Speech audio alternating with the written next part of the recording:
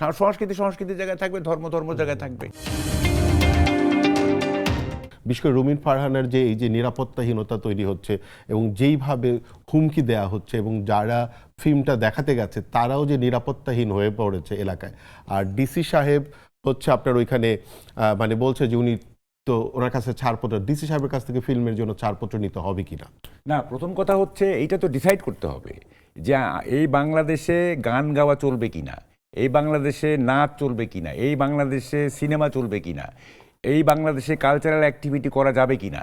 যেইটা আমরা গত 18 মাস দেখছি, হ্যাঁ, ফুলের দোকান পর্যন্ত হামলা হয়েছে, নাটক করতে দেওয়া হয় না, গান গাইতে দেওয়া হয় নাই, সেইটা যদি এই সরকারের আমলেও কন্টিনিউশন থাকে তাহলে তো এটা খুবই দুঃখজনক।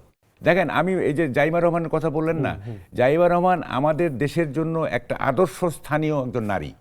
তার শালীনতা, তার কথাবার্তা, তার কি বলে আচার আচরণ, সব কিছু মিলে একটা মানে মডেল আমি বলবো। এখন যদি যেমন রুমিন ফারহানা তো একটা মানে সে তো অশালীন কিছু না, তাই না?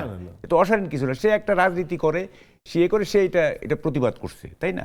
তো এখন এটা কি প্রতিবাদ করা যাবে না? তাহলে ডিসাইড করেন যে এগুলি চলবে না, বাংলাদেশে কোনো সিনেমা চলবে না, গান চলবে না, নাচ চলবে না, কিছুই চলবে না।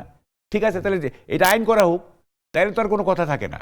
আইন আছে, তারপরে করা যাবে না কেন? আমাকে এটা বলেন। এটা খুবই পরিষ্কার হয়ে গেছে, তাই না? হ্যাঁ। তো ফলে এই যে এগুলি দেখেন, আমাদের কি বলবো, আমরা যে একটা আধুনিক জাতি হিসাবে ধর্ম জায়গায় থাকবে। আলেমদের কোনো কাজে তো কেউ বাধা দিচ্ছে না। বাধা দিচ্ছে কি? ওয়াজ হচ্ছে, সবই তো হচ্ছে, তারা তাদের কাজ করবে। আর ধর্মের সাথে সংস্কৃতিকে কেন কনফ্লিক্টে নিব আমরা? প্রত্যেকটা জাতিরই একটা নিজস্ব ধর্ম আছে, আবার নিজস্ব সাংস্কৃতিক ঐতিহ্য আছে। এই দুটোর মধ্যে তো কোনো কনফ্লিক্ট থাকা দরকার নাই, তাই না?